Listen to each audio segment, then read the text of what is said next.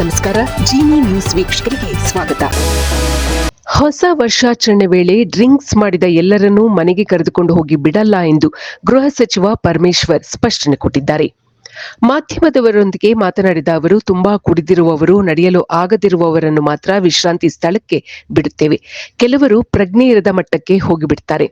15 ಕಡೆ resting place ಮಾಡಿದ್ದೇವೆ. ನಶೆ ಇಳಿಯುವವರೆಗೂ ಇಟ್ಟುಕೊಂಡು ನಂತರ ಕಳಿಸುತ್ತೇವೆ ಎಂದು ತಿಳಿಸಿದ್ದಾರೆ. ಇನ್ನು ಡ್ರಿಂಕ್ ಅಂಡ್ ಡ್ರೈವ್ ಮಾಡಿದವರಿಗೆ ಅದೇ ರೀತಿಯಲ್ಲಿ ಕೇಸ್ ಬೀಳುತ್ತೆ. 160 ಸ್ಪಾಟ್ ಐಡೆಂಟಿಫೈ ಮಾಡಿದ್ದಾರೆ. ಒಂದು ಹಂತದವರೆಗೆ ಬಿಡ್ತೇವೆ. ಹಂತ ಮೀರಿದಾಗ ಡ್ರೈವ್ ಮಾಡೋದು ಕಷ್ಟವಾಗುತ್ತೆ.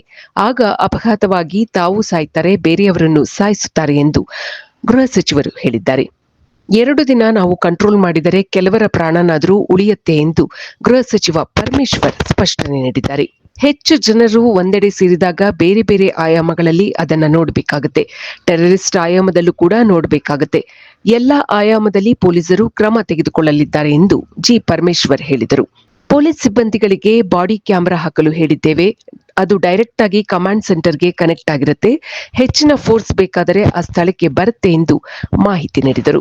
ಬಾರ್ ಹಾಗೂ ಪಬ್ಗಳನ್ನು ಓಪನ್ ಇಡಲು ಸಮಯವನ್ನ ನಿಗದಿ ಮಾಡಿದ್ದೀವಿ. ಟೈಮಿಂಗ್ಸ್ ಪ್ರಕಾರ ಬಾರ್ ಮುಚ್ಚಬೇಕು. ರಾತ್ರಿ 1 ಗಂಟೆಗೆ ಎಲ್ಲಾ ಬಾರ್ಗಳನ್ನು ಕಂಪಲ್ಸರಿಯಾಗಿ ಮುಚ್ಚಬೇಕು. ಮುಚ್ಚದಿದ್ದಲ್ಲಿ ಕೇಸ್ ಬೀಳುತ್ತೆ ಎಂದು ಗೃಹ ಸಚಿವರು ಎಚ್ಚರಿಕೆ ನೀಡಿದ್ದಾರೆ. ಹಿಂದಿನ ವರ್ಷಗಳಲ್ಲಿ ಕುಡಿದು ರಸ್ತೆಯಲ್ಲಿ ಬಿದ್ದವರನ್ನು ಪೊಲೀಸರು ಕೇವಲ ವಶಕ್ಕೆ ಪಡೆಯುತ್ತಿದ್ದರು ಅಥವಾ ಆಸ್ಪತ್ರೆಗೆ ಸೇರಿಸುತ್ತಿದ್ದರು. ಆದರೆ ಈ ಬಾರಿ ಅತಿಯಾಗಿ ಕುಡಿದು ತೂರಾಡುವ ಅಥವಾ ಪ್ರಜ್ಞೆ ಕಳೆದುಕೊಂಡವರನ್ನು ರೋಗಿಗಳಂತೆ ಅಥವಾ ಅಪರಾಧಿಗಳಂತೆ ನೋಡುವ ಬದಲು ಅವರಿಗೆ ಸುರಕ್ಷಿತ ಜಾಗ ನೀಡುವ ಉದ್ದೇಶದಿಂದ ರೆಸ್ಟಿಂಗ್ ಪ್ಲೇಸಸ್ಗಳನ್ನು ಸ್ಥಾಪಿಸಲಾಗಿದೆ. ಆದರೆ ಸಾರ್ವಜನಿಕರಲ್ಲಿ ಕುಡಿದವರನ್ನು ಪೊಲೀಸವರೇ ಮನೆಗೆ ಕರೆದುಕೊಂಡು ಹೋಗಿ ಬಿಡ್ತಾರೆ ಅನ್ನುವ ತಪ್ಪು ಕಲ್ಪನೆ ಮೂಡಿತ್ತು. ಅದನ್ನು ಸರಿಪಡಿಸಲು ಗೃಹ ಸಚಿವರು ಈ ಸ್ಪಷ್ಟನೆ ನೀಡಿದ್ದಾರೆ. ನಾವು ಎಲ್ಲರಿಗೂ ಡ್ರಾಪ್ ಕೊಡಲು ಸಾಧ್ಯವಿಲ್ಲ. ನಾವು ಎಲ್ಲರಿಗೂ ಡ್ರಾಪ್ ಕೊಡ್ತೀವಿ ಅಂತನೂ ಹೇಳಿಲ್ಲ. ಪ್ರಜ್ಞೆ ಇಲ್ಲದವರಿಗೆ ಮಾತ್ರ ಆಶ್ರಯ ಕೊಡುತ್ತೇವೆ ಎಂದು ಗೃಹ ಸಚಿವರು ಸ್ಪಷ್ಟನೆ ನೀಡಿದ್ದಾರೆ. ಜೊತೆಗೆ ಮಹಿಳೆಯರ ಸುರಕ್ಷತೆಗೆ ಹೆಚ್ಚಿನ ಆದ್ಯತೆ ನೀಡಲಾಗುವುದು ಎಂದು ಜಿ ಪರಮೇಶ್ವರ್ ತಿಳಿಸಿದರು.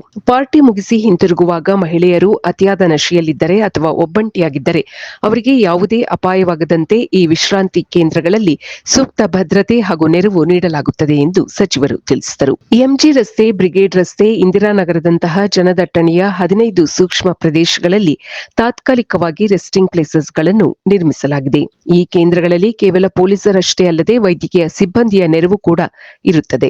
ವ್ಯಕ್ತಿಯು ತನ್ನ ವಿಳಾಸ ಅಥವಾ ಸಂಬಂಧಿಕರ ಫೋನ್ ನಂಬರ್ ಹೇಳುವ ಸ್ಥಿತಿಗೆ ಬರುವವರೆಗೂ ಅವರಿಗೆ ಅಲ್ಲಿಯೇ ರಕ್ಷಣೆ ನೀಡಲಾಗುತ್ತದೆ. ಒಟ್ಟಾರೆ ಬೆಂಗಳೂರು ಪೊಲೀಸರ ಈ ಐಡಿಯಾ ಕೇವಲ ಕಾನೂನು ಪಾಲನೆಗಷ್ಟೇ ಅಲ್ಲದೆ ಸಾರ್ವಜನಿಕ ಹಿತದೃಷ್ಟಿ ಮತ್ತು ಅಪಘಾತಗಳನ್ನು ತಡೆಗಟ್ಟಲು ಹೆಚ್ಚು ಒತ್ತು ನೀಡಿದೆ. ಕುಡಿದು ವಾಹನ ಚಲಾಯಿಸಿ ಪ್ರಾಣ ಕಳೆದುಕೊಳ್ಳುವುದು ಅಥವಾ ಇತರರ ಪ್ರಾಣಕ್ಕೆ ಸಂಚಕಾರ ತರುವುದು ಇದರ ಬದಲು ಇಂತಹ ಕೇಂದ್ರಗಳಲ್ಲಿ ವಿಶ್ರಾಂತಿ ಪಡೆಯುವುದು ಉತ್ತಮ ಎಂಬ ಸಂದೇಶವನ್ನು ಇದು ನೀಡುತ್ತಿದೆ. ಇದು ಈ ದಿನದ ನಿರಂತರ ಸುದ್ದಿಗಳಿಗಾಗಿ ವೀಕ್ಷಿಸುತ್ತಿರಿ ಜಿನಿ ನ್ಯೂಸ್. ನಮಸ್ಕಾರ.